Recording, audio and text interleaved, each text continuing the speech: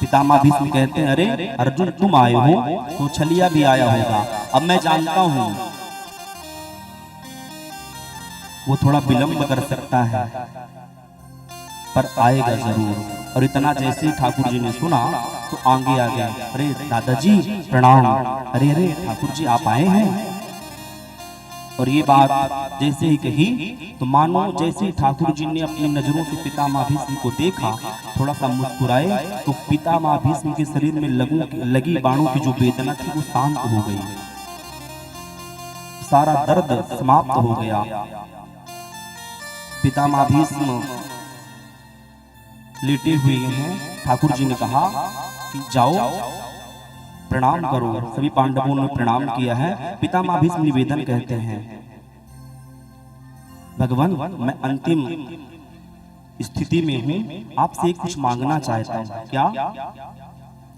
सदैव देवो भगवान प्रतीक्षतां कलेवरं यावदिदं हिनोम्यहम् प्रसन्न हाशारुलोचनो लसन मुखाम्बुजो ध्यान पथ चतुर्भुजः।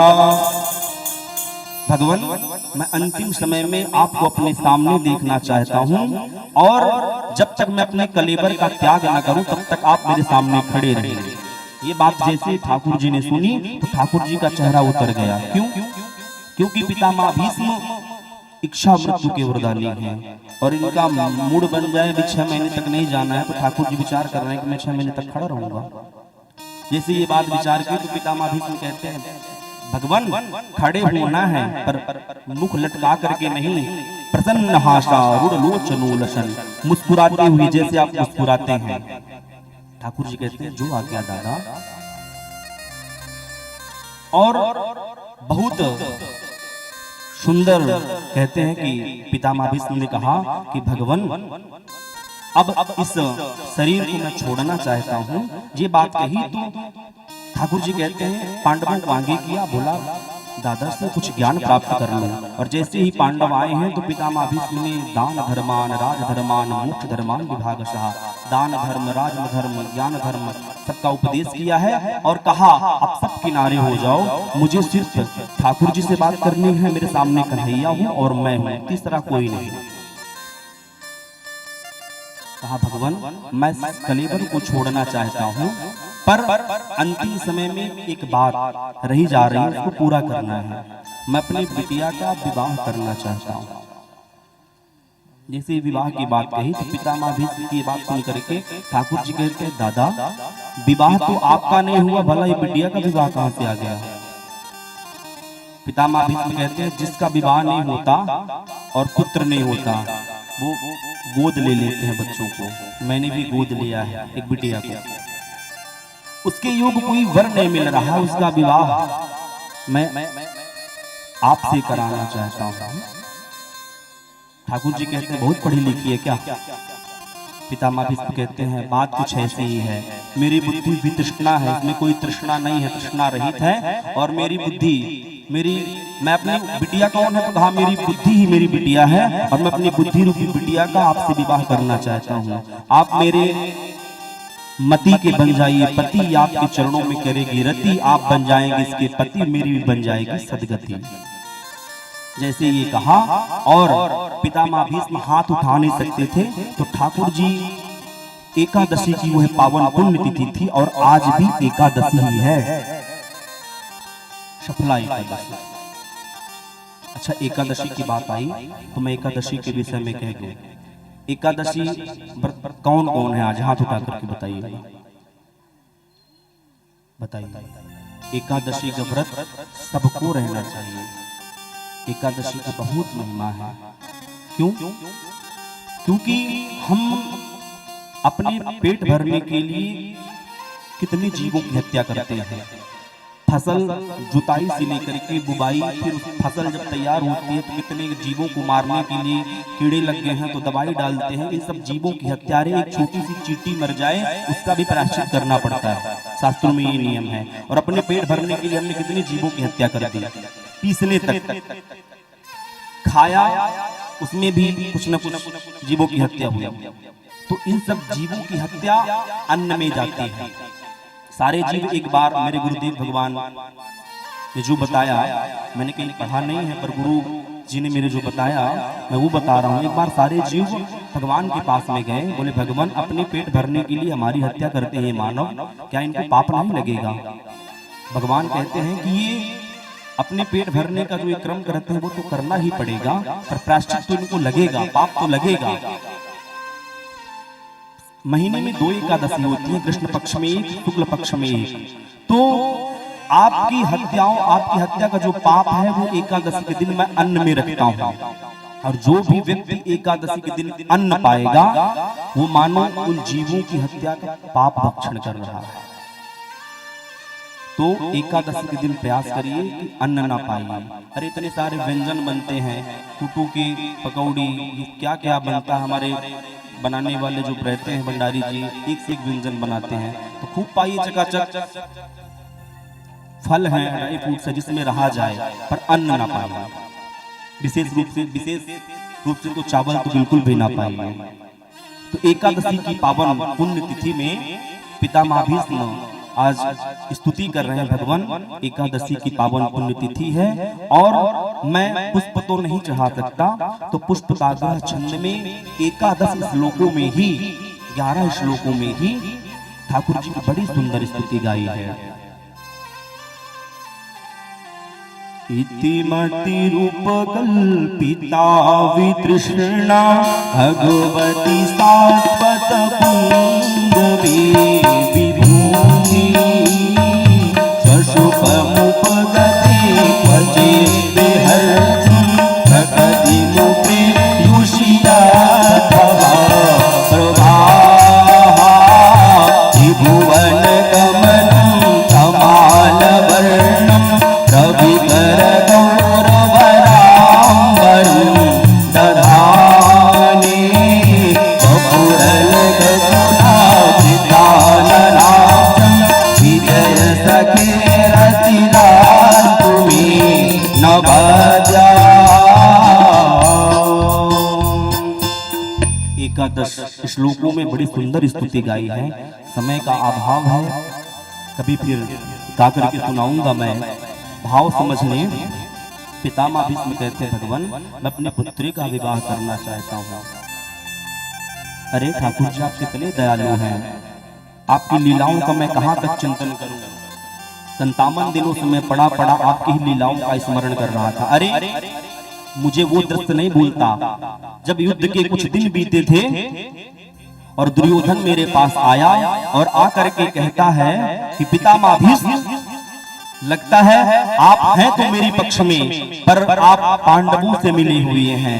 मेरे युद्ध के कुछ ही दिन बीते हैं, मेरे 60 भाइयों की हत्या हो गई और आप पांडव 5 हैं, पांचों में से एक भी नहीं मारा गया। अब तो लगता है कि कौरवों की सेना पे काल मंडरा रहा है। ये बात जैसे ही पितामह भीष्म ने सुनी, पितामह भीष्म कहते हैं दुर्योधन लगता है तुम मृत्यु से डर रहे हो, चिंता ना करो, तुम अपनी पत्नी भानुमति को मेरे पास सुबह ब्रह्म मुहूर्त में लाना और मैं आशीर्वाद दे दूंगा कि सौभाग्यवती भव, और जब मैं आशीर्वाद दे दूंगा तुम्हारा कोई बाल बांका नहीं कर सकता, मैं देखूंगा तुम्हें कौन मार सकता है। और जैसे ये बात पितामह भीष्म ने दुर्योधन से कही, दुर्योधन ने अपने पत्नी से आकर के बताया ठाकुर जी तो अंतर्यामी सारी बात जान गए और आकर के सोते हुए द्रौपदी के पैर को खींचा। कृष्णा सो रही है, अर्जुन भी सो रहे थे, पर द्रौपदी के पैर को खींचा। कहा भैया आप इतनी रात्रि में क्यों? कह रहे तू सो रही है, अगर आज सोती रहेगी तो तेरे पति जीवन में नहीं उठने वाले। क्यों? क्योंकि पितामह भीष्म ने ऐसी योजना बनाई है और भानुमति के जाने से पूर्व तुमको जाना पड़ेगा। और ठाकुर जी ने बड़ी सुंदर लीला की, एक सखी का, एक दासी का वेश बनाया और द्रौपदी को सुंदर दुर्योधन की पत्नी की तरह श्रृंगार करा करके, भानुमति जैसे श्रृंगार करा करके उसके जाने से पूर्व ही पितामह भीष्म की शिविर में भेज दिया। और जैसे ही पितामह भीष्म ब्रह्म मुहूर्त में 4 बजे ठाकुर जी का ध्यान कर रहे थे, माला का जाप कर रहे थे, तो यहाँ द्रौपदी जाकर के प्रणाम किया, दादाजी के चरणों में प्रणाम।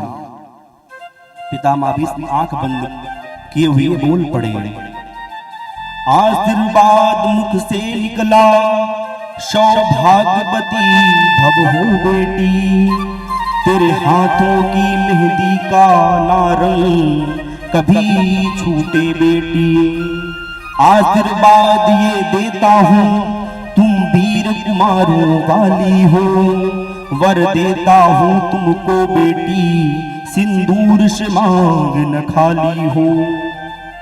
जैसे ही कहा घूंघट द्रौपदी ने पीछे किया और बोल पड़ी, इतना सुनकर कृष्णा बोली, ये क्या बाबा फरमाते हो, कल और आज कुछ और कहा, तुम सत्यव्रती कहलाते हो। मेरे 5 पतियों में से यदि एक भी मारा जाएगा, आशीर्वाद बाबा तेरा क्या झूठ नहीं कहलाएगा। जैसे ही ये बात द्रौपदी की सुनी है पितामह भीष्म, तो जो निरंतर भगवान का ध्यान करते हुए बोल रहे थे, तो हाथों से माला छूट गई, अखंड समाधि टूट गई, और आंख खोल करके देखा तो सामने द्रौपदी बैठी है। अब आया होश पितामह को, हाथों से माला छूट गई, प्रभु के चरणों में लगी हुई अखंड समाधि टूट गई। एक बात खटकती है मन में, हैरान है जिसने कर डाला, बता बेटी वो कहाँ छिपा इस जगह तुझे लाने वाला।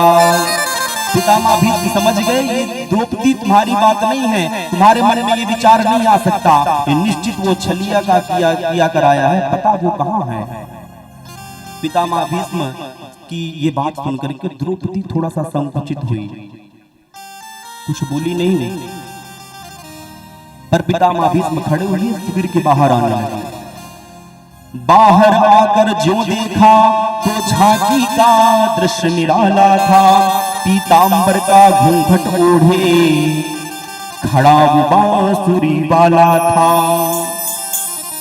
कि चरणों से जाकर लिपट गए, कि चरणों से जाकर लिपट गए, छलिया छलने को आया है, भक्तों की रक्षा करने को दासी का भेष बनाया है।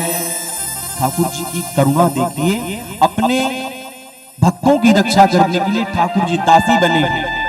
ये बात मैं नहीं कह रहा, लिखा है कि ठाकुर जी जैसे ही द्रौपदी शिविर के अंदर गई तो द्रौपदी की पादुकाओं को लेकर के पीतांबर में लपेट करके अपने बगल में दबा लिया। क्यों? क्योंकि जब सैनिक देखेंगे कि ये पादुकाएं तो भानुमति की नहीं है, ये तो महारानी द्रौपदी की हैं, पहचान जाएंगे, तो पादुकाओं को लेकर के अपने बगल में दबा लिया। कहते हैं कृष्णा के जूते थे पीतांबर के कोने में, कृष्णा यानी द्रौपदी के जो जूते थे वो अपने पीतांबर में भगवान ने लपेटा हुआ था। कहते हैं कृष्णा के जूते थे पीतांबर के कोने में, कर में करुणा का भाव लिए अब लगे पितामह रोने में। हे द्रुपद सुता मेरी बेटी, जाओ अब विजय तुम्हारी हो, पतियों का पालन बाका हो, जब रक्षक कृष्ण मुरारी हो। अरे द्रौपदी कृष्णा तुम जाओ, मैं आशीर्वाद देता हूँ कि तुम्हारे पतियों का बाल बाका नहीं हो सकता। अरे क्या कर सकता है कोई जिसके जीवन में ठाकुर जी साक्षात सुदर्शन लेकर के खड़े हो रक्षा करने के लिए, कोई कुछ बिगाड़ नहीं सकता उसका जीवन में। पितामह भीष्म कहते भगवान मुझे वो दृश्य भी याद आ रहा है, और बड़ी सुंदर स्तुति करते हुए महाराज का ध्यान किया, और अंत में अपने शरीर का त्याग करते हुए पितामह भीष्म ठाकुर जी के चरणों में अपने प्राणों को छोड़ दिया।